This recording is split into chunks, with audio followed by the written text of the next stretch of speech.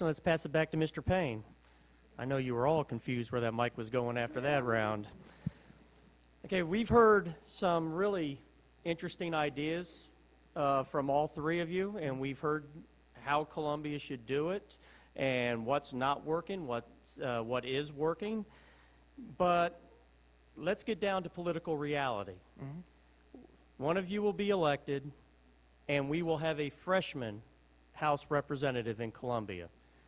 Whoever is elected is going to yield very little power in Columbia. So how are you going to move these initiatives you've been discussing forward? Mr. Payne.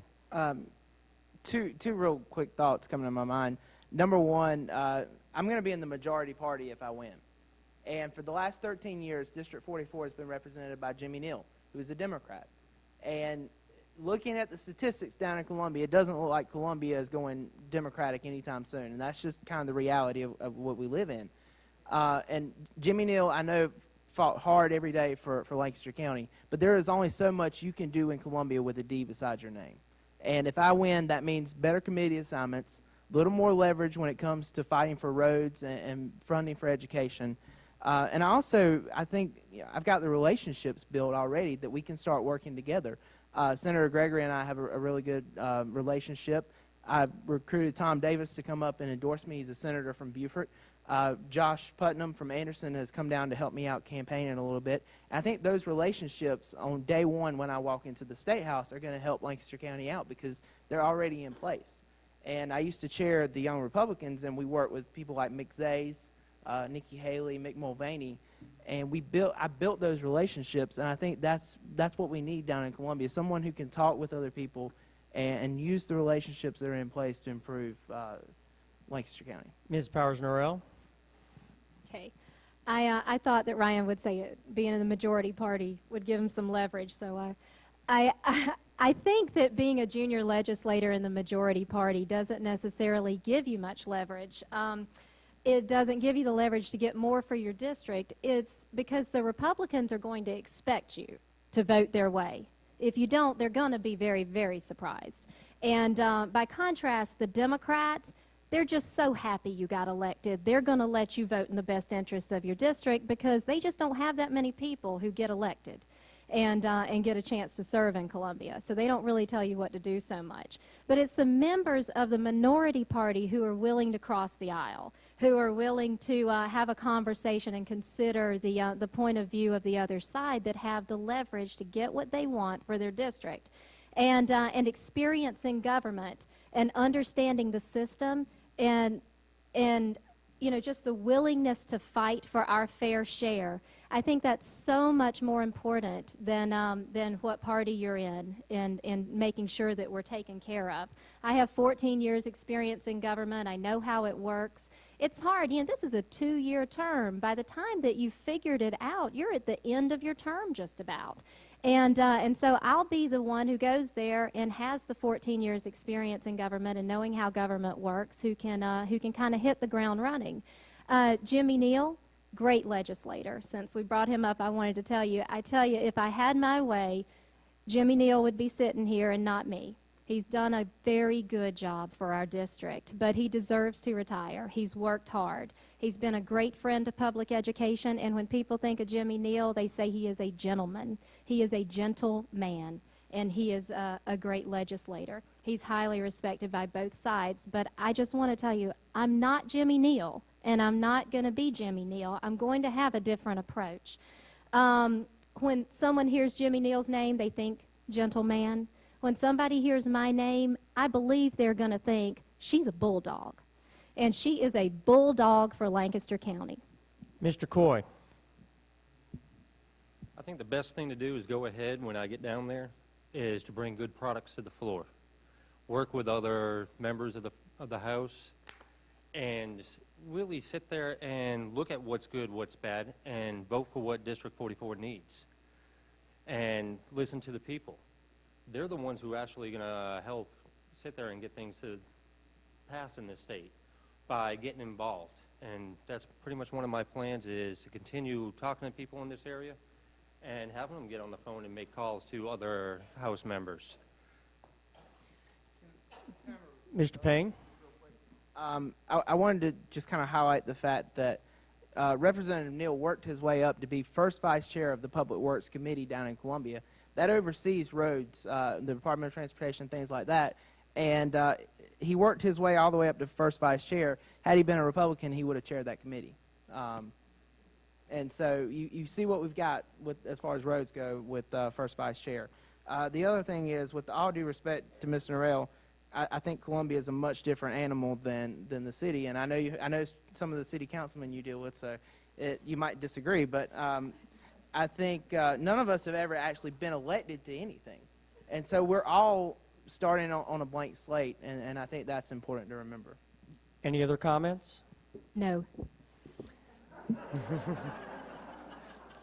Speaking for all three. Let's, and candidates, that actually was your last question. We will go into 2-minute closing statements. And Mr. Payne, we will begin with you. Okay, thank you. I hope you don't hate me now. Well, thank y'all again for coming out, and thank you to everyone who put this on. Thank you to Mr. Norrell and Mr. Coy. I enjoyed this. In a weekend that has been very painful for me, it's great to share a laugh with everyone. On the way up here, I was thinking about why everybody in the room should vote for me, and I'm not one of those politicians that think everyone's going to agree with my line of thinking, but I do think we've got the best plan that's going to offer the most amount of tax relief to Lancaster County citizens. I also think being in the majority party is a big deal down in Columbia, and at the end of the day, you need someone down there who's, number one, going to fight for you, but number two, is going to have the party structure there that is going to allow you to fight for more funding behind the scenes and things like that. But at the end of the day, my campaign started with 5 simple words. It started with the words, "It's time to change Columbia." And when I say that, I mean a policy change, but I also mean a cultural change of Columbia. And I think we ought to get back to the days when we worked together to make Lancaster County and South Carolina a better place to live. And I think we ought to get back to the days when one county didn't try to get ahead at the expense of another county. And I think we ought to get back to the days when a person's word meant something. And a lot's been made about my age during this race. And I will say that I believe my age puts me in a unique position because I can relate with the people who are my age who are looking for jobs. But I can also relate with parents and grandparents. And because I'm not a parent yet, but I plan to be one in the future, and I refuse to bring a child into this world and saddle them down with the out-of-control spending that's going on in Columbia. And I refuse to believe that Lancaster County is second best to anyone in this state, and I refuse to believe the myths that have been put out by those in Columbia that Lancaster County is never going to get back to where we used to be. And if you guys give me a shot on November the 6th, I'm going to take that same attitude with me to Columbia, and each and every day I'm going to fight for each and every one of you, and I'm going to fight for this county and this district. Thank y'all again for coming out, and I hope everybody has a great night. Mr. Coy. Thank you for coming out here tonight. I'm sure, as everybody has noticed, I'm not a man of many words. I honestly believe it's time to roll up our sleeves, go to work. There's a lot to do. I think that planning should be done. And on that same factor, I can relate to a lot of the people here. I was a single parent for a while. I understand how hard it is to make ends meet. I run a business. I keep my businesses, actually a drywall business and also a cabinet business. They're debt-free in this economy. I also understand the security that our law enforcement has to do here, being in the Marine Corps with security force. I understand just being in the people's homes as I'm in there working, the day-to-day struggles that they have. And honestly, I think that's why you should vote for me for District 44 House. Thank you. Ms. Powers-Norrell. Thank you. And I want to thank my 2 opponents. This has been an enjoyable campaign, and so I just want to thank you both for that. In closing, I want to be your representative in District 44. I want to be your representative because I think this is a critical time in our county, and this is a critical election. People are hurting, and they seem to be hurting more all the time. I'm seeing it every day. I'm a bankruptcy lawyer. Been doing that for 15 years. And I'm seeing things, to the point that people can't even afford to file bankruptcy now. It's gotten that bad. And Columbia is failing our families. And we think that our legislators are down there for the most part, and the ones that we've elected are doing the work of the people. But the majority, they're not. They're not paying attention. They're asleep at the wheel. And we need a representative who has experience fighting for the people of this district, and I do. And we need a representative with experience in government who knows how government works. I have 14 years experience in government, and I'm asking for your vote whether you're a Republican or a Democrat, because there's no Republican or Democrat way to pave a road. There's no Republican or Democrat way to enforce the law. There's no Republican or Democrat way to educate our children.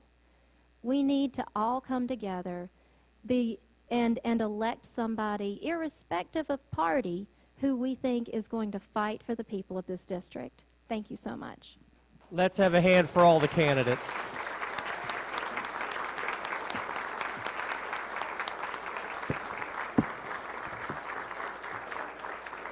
Ladies and gentlemen, that concludes our forum. Don't forget, we'll be back here again next Tuesday evening. Please do not forget to vote and drive safely going home.